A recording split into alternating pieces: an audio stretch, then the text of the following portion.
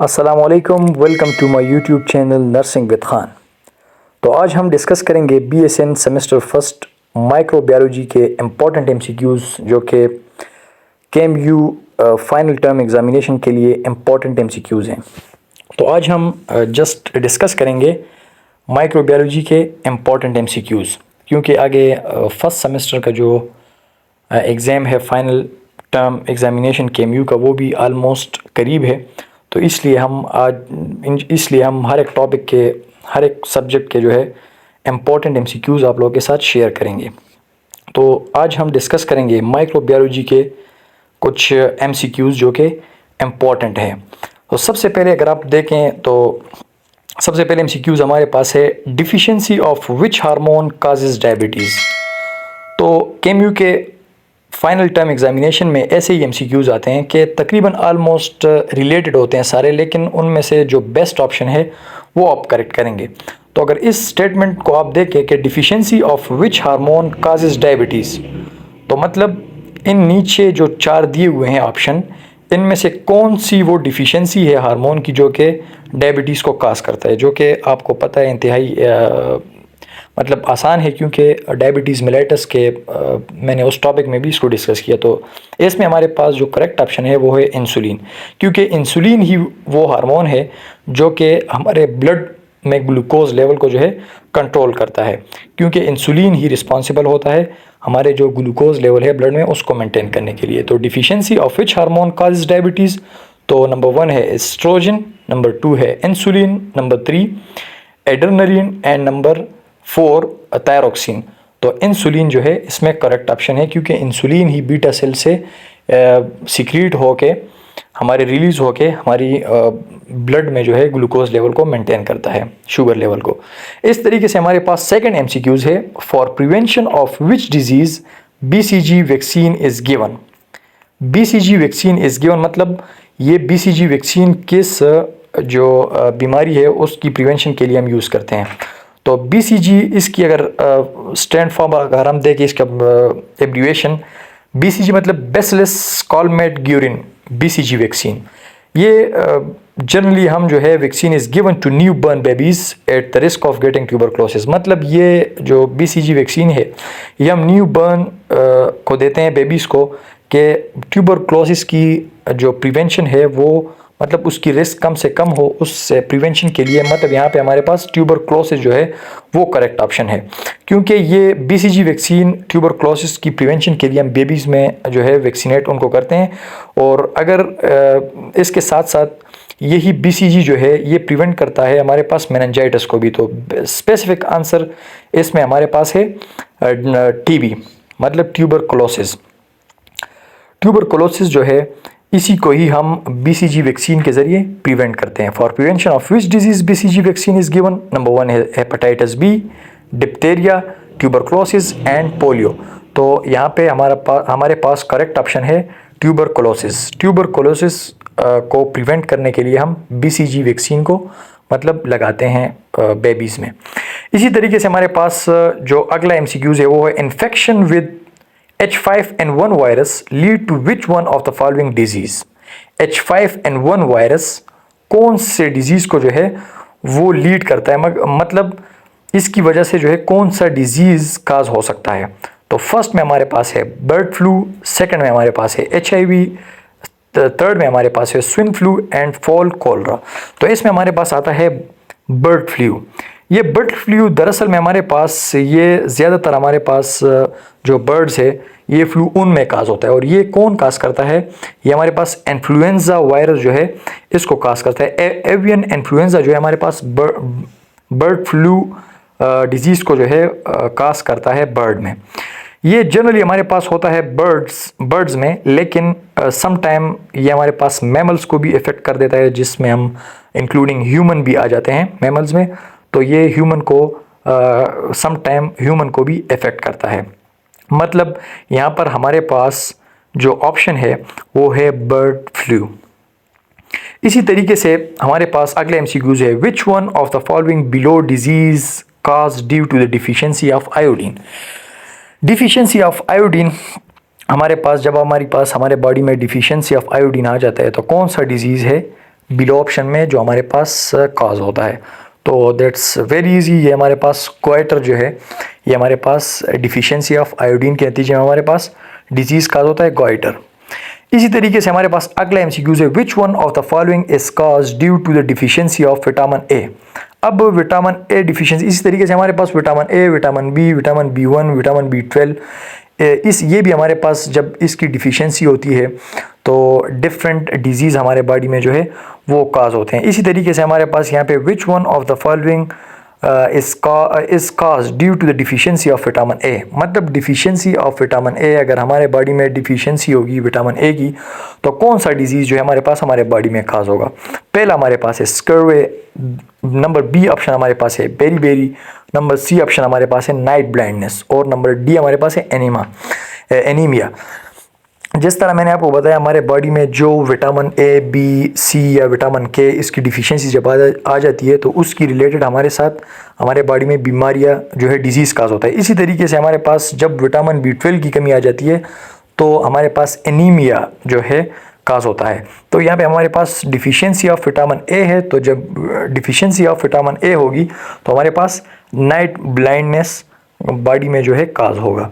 तो यहाँ पर करेक्ट ऑप्शन हमारे पास है नाइट ब्लाइंडनेस। अब हमारे पास अगला एमसीक्यू जो है, study of cancer is called oncology. मतलब कैंसर की हमारे पास जो स्टडी होती है उसको हम ऑन्कोलॉजी कहते हैं। यहाँ पर हमारे पास ए ऑप्शन जो है वो करेक्ट है। हेमाटोलॉजी हमारे पास ब्लड की जो स्टडी है, पल्मोनोलॉजी हमारे पास किडनी की जो स्टडी है, और नेफ्रोलॉजी हमारे पास किडनी की, और पल्मोनोलॉजी हमारे पास लंग्स की स्टडी को पल्मोनोलॉजी कहते हैं। तो यहाँ पे हमारे पास कैंसर की जो स्टडी है उसको हम ऑन्कोलॉजी कहते हैं। अभी अगला एमसीक्यूज हमारे पास है, beri is cause due to the deficiency of which vitamin. जिस तरह मैंने आप लोगों को बताया पहले एमसीक्यूज में प्रीवियस में कि जब विटामिन ए की डिफिशियंसी हमारे पास आती है तो वो उसको हम कहते हैं नाइट ब्लाइंडनेस।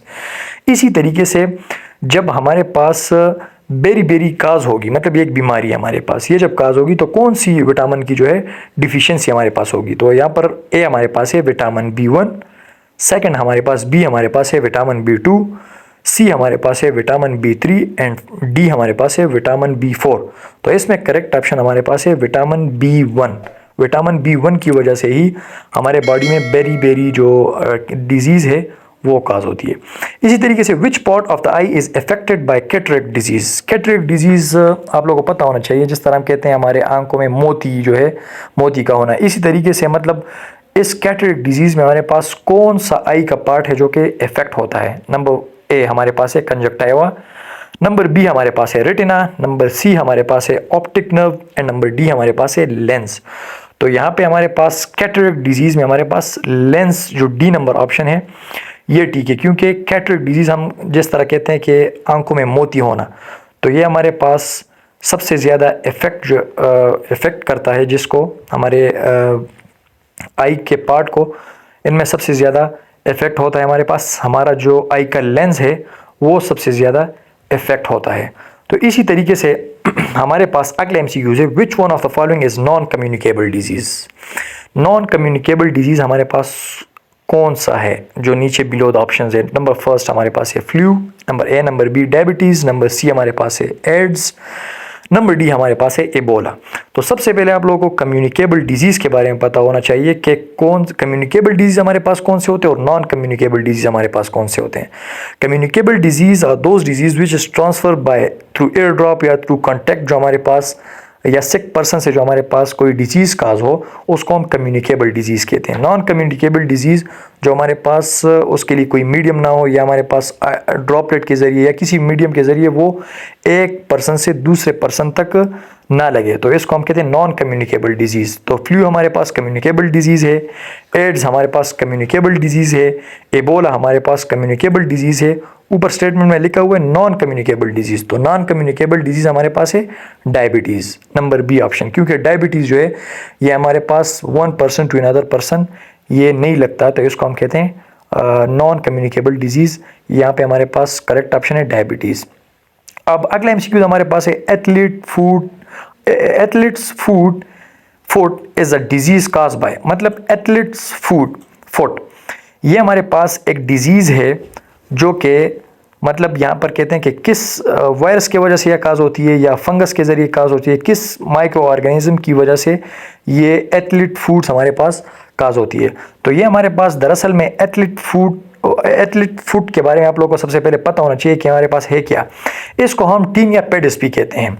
ये हमारे पास कॉमन स्किन इन्फेक्शन है जो कि हमारे पास फीट, इसको जो नाम दिया हुआ है फुट, ये हमारे पास हमारे पाँव जो है इसमें काज होती है, ज़्यादातर काज बाय फंगस। ये जनरली हमारे पास फंगस ही काज करता है। ये हमारे पास स्किन इन्फेक्शन है। इसके अगर हम साइन एंड सिम्टम की बात करें तो इसमें हमारे पास इचिंग, स्केलिंग या क्रैकिंग, रेडनेस वगैरह, ये हमारे पास सब इसके जो है इसके हमारे पास साइन एंड सिम्टम्स है। तो एथलीट्स फूड जो है ये हमारे पास फंगस काज करता है। यहाँ पर नंबर ए ऑप्शन हमारे पास है नेमाटोड, सेकंड हमारे पास फंगस, थर्ड हमारे पास बैक्टीरिया एंड डी हमारे पास है प्रोटोजोआ। तो इसमें हमारे पास फंगस आता है क्योंकि ये स्किन इन्फेक्शन है, ज़्यादातर फंगस जो है ये काज करता है और ये हमारे पास फुट के नाम से ही ज़ाहिर है, ये फुट पे डिवेलप होते हैं, ब्लिस्टर्स वगैरह, रेडनेस काज हो जाती है, एडिमा वगैरह जाता है। तो athlete foot cause by fungus. इसके बाद हमारे पास है which eye disease is never cured, मतलब कौन सा डिजीज़ है जो हमारे पास इसकी केयर जो है वो केयर नहीं, उसकी केयर प्रॉपर तरीके से नहीं होती।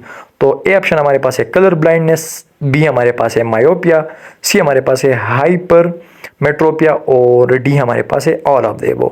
तो इसमें करेक्ट ऑप्शन हमारे पास है कलर ब्लाइंडनेस, क्योंकि कलर ब्लाइंडनेस हमारे पास जो है जेनेटिकली भी ट्रांसफ़र होती है क्योंकि इसकी पर हमारे पास केयर नहीं होती, मतलब क्योरिंग नहीं होती। अब कलर ब्लाइंडनेस हमारे पास ये कि डिफिशियंसी ऑफ कलर्ड विजन, मतलब कलर में फ़र्क नहीं कर सकता ये कौन सा कलर है, ब्लैक है या वाइट है या ऑरेंज है, कलर डिफिशियंसी इसमें आ जाती है, मतलब कलर को जो है ये प्रॉपर नहीं देख पाता। इसी तरीके से अगले एमसीक्यूज हमारे पास है which pollutant is responsible for a Minamata disease. Minamata disease हमारे पास सबसे पहले ये जो स्टेटमेंट है which pollutant is responsible for Minamata disease, मतलब मिनीमाता डिजीज़ के लिए कौन सा एजेंट जो है, कौन सा पॉल्यूटेंट जो है वो रिस्पॉन्सिबल है। तो सबसे पहले आपको मिनीमाता जो डिजीज़ है इसके बारे में आपको पता होना चाहिए। मिनीमाता डिजीज़ जो हमारे पास है ये हमारे पास एक न्यूरोलॉजिकल डिजीज़ है जो कि काज होता है मरकरी पॉइजनिंग, मरकरी की वजह से, मरकरी पॉल्यूटेंट की वजह से हमारे पास ये मिनीमाता डिजीज़ काज होता है। मतलब मरकरी के पॉइजनिंग से हमारे पास ये मिनीमाता डिजीज़ काज होता है जो कि एक न्यूरोलॉजिकल डिजीज़ है। इसके अगर हम साइन एंड सिम्टम्स को देखें, एटेक्सिया, प्रॉपर जो है चल नहीं सकता, नमनेस जो है हैंड और फीट में नमनेस हमारे पास आ जाती है। मिनीमाता डिजीज़ हमारे पास जो है इसकी ये किस वजह से काज हो सकता है, ये हमारे पास कौन से पॉल्यूटेंट की वजह से, मरकरी पॉल्यूटेंट की वजह से ये हमारे पास काज होता है जो कि एक न्यूरोलॉजिकल डिजीज़ है। फर्स्ट ऑप्शन हमारे पास है आर्सेनिक, बी हमारे पास है लेड, सी हमारे पास है मर्करी एंड डी हमारे पास है निकल। तो ये मर्करी की वजह से ये मिनीमाता डिजीज़ जो है ये काज होता है। अब अगले एमसीक्यूज हमारे पास है एलिसा टेस्ट डिटेक्ट विच डिजीज़। एलिसा टेस्ट जो हमारे पास है इसमें हम कौन सी बीमारी को जो है बिलो जो हमारे पास बीमारी है इसको हम कौन से बीमारी है जिसको हम एलिसा टेस्ट के ज़रिए जो है डिटेक्ट करते हैं। तो ये हमारे पास पहला ऑप्शन है पोलियो, बी ऑप्शन हमारे पास है एड्स, सी ऑप्शन हमारे पास है कैंसर और डी ऑप्शन हमारे पास है टीबी। अगर हम देखें टीबी को, तो टीबी को हम डिटेक्ट करते हैं स्पूटम टेस्ट की जो टेस्ट है एक स्पूटम टेस्ट, उसकी वजह से इसको टीबी को हम डिटेक्ट करते हैं। कैंसर को अगर हम देखें तो बोन मैरो टेस्ट जो है या blood test, bone marrow test की वजह से हम कैंसर को जो है डिटेक्ट कर सकते हैं। पोलियो को अगर हम देखें तो पोलियो के लिए हमारे पास भी जो है टेस्ट होता है जिसको पोलियो के लिए जो हमारे पास टेस्ट है उसको हम कहते हैं polymerase chain reaction. Polymerase chain reaction की वजह से जो है, पॉलीमरेज चेन रिएक्शन टेस्ट की वजह से हम पोलियो को जो है डिटेक्ट करते हैं। तो यहाँ पर हमारे पास बी ऑप्शन जो है करेक्ट होगा एड, क्योंकि एड ही वाहिद डिजीज़ है जो हम एलिसा के ज़रिए डिटेक्ट करते हैं। तो B number option is correct. AIDS जो है ये हमारे पास करेक्ट ऑप्शन है। ELISA test use for detect for AIDS. Which part of the human body is affected by TB. तो लाजमी सी बात है हमारे पास टीबी जो है ये हमारे पास ह्यूमन के किस पार्ट को अफेक्ट करता है, लंग्स को अफेक्ट करता है। Number A option is brain, number B option is kidney, number C option is lungs and number D is spine. तो लंग्स को जो है number C option is correct, मतलब लंग्स को टीबी इफेक्ट करता है। इसी तरीके से हमारे पास which mosquito transmit the malaria to human, मतलब हम कहते हैं ना plasmodium is a cause of malaria, तो प्लाज्मोडियम कौन जो है एक्सक्रीट आउट करता है या इंसर्ट करता है या छोड़ता है ह्यूमन बॉडी में, वो हमारे पास फीमेल एनोफिलिस मॉस्किटो है। पहला नंबर ऑप्शन है female anopheles mosquito, B number male anopheles mosquito, C number male culex and D option is female Aedes. तो इसमें हमारे पास फीमेल एनोफिलिस मॉस्किटो जो है वो करेक्ट ऑप्शन है, क्योंकि female anopheles mosquito is responsible for transmit the malaria to human body. अगले MCQs हमारे पास है name the disease that cause the weakness of bones in childrens. तो पहला नंबर ऑप्शन हमारे पास है मीजल्स, बी नंबर हमारे पास है chicken pox and C number हमारे पास है रिकेट्स और डी नंबर हमारे पास है मम्स। तो इसमें हमारे पास करेक्ट ऑप्शन है रिकेट, क्योंकि रिकेट जो है ये हमारे पास बोन का ही एक डिजीज़ है जो कि बोन वीकनेस के लिए रिस्पॉन्सिबल होता है। इसमें हमारे पास रिकेट्स में हमारे पास बोन की जो डेंसिटी होती है वो कम होती है और बोन्स मतलब कम्पैक्ट टिश्यूज़ होते हैं उसमें ना, तो कम्पैक्ट जो है उसको ये रिकेट्स डिजीज जो है ये इफेक्ट करता है। तो यहाँ पर हमारे पास number C option is correct. Which of the following part of human body is affected by pyorrhoea. Pyorrhoea हमारे पास दरअसल में इसको हम पेरियोडोंटाइटिस भी कह सकते हैं, क्योंकि ये हमारे पास गम इन्फेक्शन या गम की जो इन्फेक्शन होती है उसको हम पायोरिया कहते हैं। इसमें हमारे पास एक्यूट पायोरिया और क्रॉनिक पायोरिया भी आ जाते हैं। तो ये हमारे पास which of the following part of the human body is affected by pyorrhoea, तो फर्स्ट ऑप्शन है हमारे पास ए स्मॉल इंटेस्टाइन, बी हमारे पास है लार्ज इंटेस्टाइन, सी हमारे पास है टीथ एंड गम्स, डी हमारे पास है ह्यूमन माउथ। तो ये हमारे पास टीथ्स एंड गम को जो है इफेक्ट करता है पायूरिया, जिसको हम पेरियोडोंटाइटिस भी कहते हैं, इन्फ्लेमेशन या इन्फेक्शन ऑफ गम्स। अगले एमसीक्यूज हमारे पास है विच part of the body is affected bye malaria. तो मलेरिया में हमारे पास बॉडी का कौन सा ऑर्गन है जो इफेक्ट होता है। Number A is kidney, number B is heart, number C is liver and number D is lung. तो इसमें हमारे पास जो है लिवर इफेक्ट होता है मलेरिया में। अगले एमसीक्यूज हमारे पास है on which day is world aid day observe every year. या आप ये तो सारे एमसीक्यूज ही इंपॉर्टेंट है, लेकिन केएमयू में इसी तरीके से एमसीक्यूज ही उठाए जाते हैं। तो कौन सा दिन है हमारे पास जो कि आलमी एड्स के मतलब कौन सा ईयर है, कौन सी मंथ है जो कि वर्ल्ड एड डे के एड्स के ऊपर जो है ऑब्जर्व किया है। मतलब on which day is world aid day observe every year, मतलब हमारे पूरे साल में कौन सा डे है जो कि एड्स के नाम पे जो है जाना जाता है या एड्स के लिए जो है ऑब्जर्व किया हुआ होता है। तो इसमें हमारे पास है number 1 December 1, number 2 is B number option is March 24, number C is October, number D is 8 June. तो इसमें हमारे पास दिसंबर 1 को जो है इसको एड्स डे के तौर पर ऑब्जर्व किया जाता है एवरी ईयर। तो अगले एमसीक्यूज हमारे पास है HIV stand for human immunodeficiency vaccine, number A, number B is human immunity virus, number C is human intestinal virus, number D is human immunodeficiency virus. तो इसमें हमारे पास डी नंबर ऑप्शन है human immunodeficiency virus, D number option is correct. अगले MCQs हमारे पास है an organism that cause disease is called. तो वो कौन सा ऑर्गेनिज्म है या वो कौन सा एजेंट है जो कि हमारे पास डिजीज काज करता है। तो number A is insect, number B is pathogen, number C is vector and number D is host. तो इसमें B number option is correct, क्योंकि पैथोजन हमारे पास responsible for the disease causing agent, जिसको हम पैथोजन कहते हैं। B number option is correct. इसके बाद हमारे पास लास्ट एमसीक्यूज है विच माइक्रोब्स कॉज टेटनस, मतलब कौन सा माइक्रोब है बिलो द ऑप्शंस जो कि टेटनस को कॉज करता है। टेटनस हमारे पास वो बीमारी है जो कि RTA में काज होती है या किसी टेटनस बैक्टीरिया की वजह से, कोलेस्ट्रम टेटनस की वजह से हमारे पास काज होती है। तो कौन सा माइक्रोब है जो कि टेटनस को कॉज करता है। तो इसमें हमारे पास है कि एलगी, बी नंबर ऑप्शन हमारे पास है फंजाई, सी नंबर हमारे पास है bacteria and D number option हमारे पास है वायरस। तो इसमें हमारे पास C number option is correct, क्योंकि कोलेस्ट्रिटम टेटनस जो है ये हमारे पास टेटनस को कॉज करता है। तो ये थे हमारे पास कुछ इम्पॉर्टेंट एमसीक्यूज़ माइक्रो बायोलॉजी के रिलेटेड, क्योंकि ज़्यादातर स्टूडेंट्स मैसेज कर रहे थे कि माइक्रो बायोलॉजी के कुछ इम्पॉर्टेंट एमसीक्यूज़ अगर डिस्कस किए जाए तो हमें फ़ायदा मिल जाएगा। तो इसी तरीके से ये थे माइक्रो बायोलॉजी के इम्पॉर्टेंट एमसीक्यूज़, ये अपने पास आप याद भी कर ले और ये इस लेक्चर को सेव भी कर ले, क्योंकि एग्जामिक पॉइंट ऑफ व्यू से ये इम्पॉर्टेंट एमसीक्यूज़ थे। तो that's are about the microbiology MCQs. तो आई होप आप लोगों को समझ भी आ चुका होगा। और at the end nursing with Khan channel को सब्सक्राइब करें और बेल आइकन के बटन को प्रेस करें ताकि डेली बेसिस पर आपको लेक्चर भी अपलोड होते रहें। और इसी तरीके से अगर जब एग्ज़ाम करीब जितने भी आ रहे हैं, फर्स्ट सेमेस्टर का आगे आ रहा है और थर्ड सेमेस्टर का, तो इस चैनल पे इसी तरीके से इम्पॉर्टेंट एमसीक्यूज़ भी जो है वो अपलोड होते रहेंगे। अस्सलाम वालेकुम।